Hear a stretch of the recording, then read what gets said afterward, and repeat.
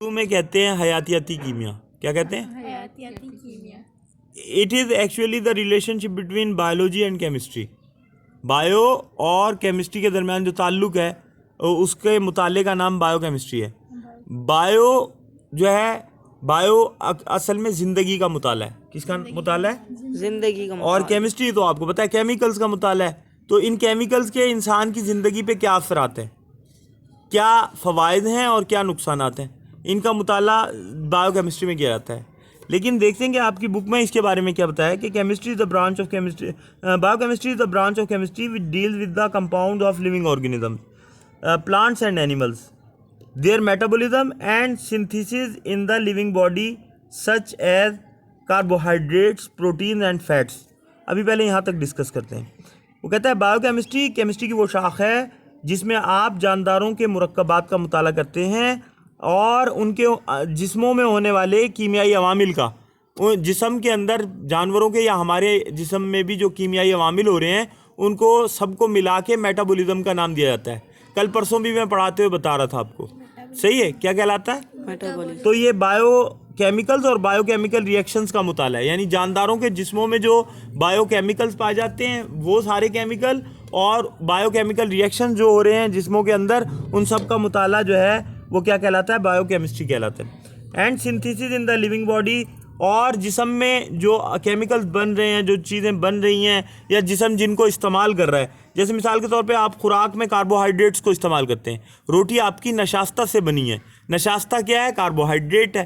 Carbohydrate ऐसे chemical compounds को कहते हैं जिनमें तीन चीज़ें हों, कार्बन हो, हाइड्रोजन हो और ऑक्सीजन हो। सबसे आसान सी मिसाल कार्बोहाइड्रेट्स की ग्लूकोज है, C6H12O6 इसका फार्मूला है। चीनी भी जो है वो कार्बोहाइड्रेट की मिसाल है, सही है। रोटी जिस आटे से बनी है वो भी कार्बोहाइड्रेट की मिसाल है। तो बहुत सारी मिसालें हैं। इसके अलावा प्रोटीन, अंडा आप खाते हैं उसमें प्रोटीन है।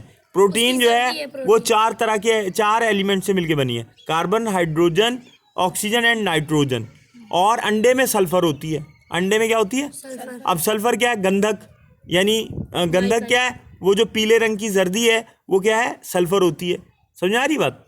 तो कहने का मकसद ये है वो प्रोटीन। और इसके अलावा फैट्स तो कॉम्प्लिकेटेड कंपाउंड्स हैं, चिकनाई के मुरक्कबात। समझ आ रही बात? जैसे चर्बी, ये सारी जिस्म में जो बन रही है खुराक से ही बन रही है ना।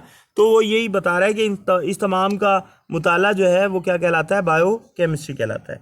और इसके अलावा उसने मज़ीद ये बताया कि biochemistry help us to understand how living things obtain energy from food. वो कहता है बायोकेमिस्ट्री हमें ये समझने में भी मदद देती है कि जानदार जो है वो खुराक से कैसे तवानाई को हासिल करते हैं, जानदार खुराक से कैसे तवानाई बनाते हैं। अब ये एनर्जी या तवानाई क्या चीज़ है ये आपको पता है कि इसके बगैर तो जिस्म के अफालात या चीज़ें ऐसे ही है ना कि बगैर अगर बैटरी चार्ज ना हो तो पंखा नहीं चलेगा, एनर्जी सेवर नहीं चलेगा। ऐसे ही हमारी अगर खुराक जो है, खुराक से एनर्जी नहीं बन रही होगी तो बॉडी हमारी वर्क नहीं करेगी। आँखों से कम दिखाई देगा, कानों से कम सुनाई देगा, ठीक है, टांगें लागर हो जाएंगी, हाथ पाँव कम चलेंगे वगैरह वगैरह। It tells us that how disorder or deficiency of these biomolecules cause diseases।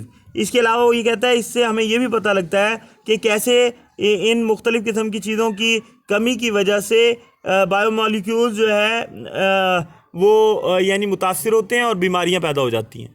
समझ आ रही बात?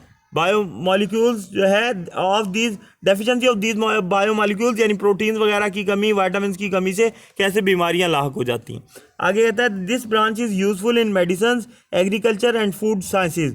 ये शाख जो है ये अद्वियात साजी में भी और ज़रात में और दूसरी खुराक से मुतालिक जो साइंस है उसमें जो है ये मुफीद है, फ़ायदेमंद है। समझ आ रही बात? तो ये हो गया आपका।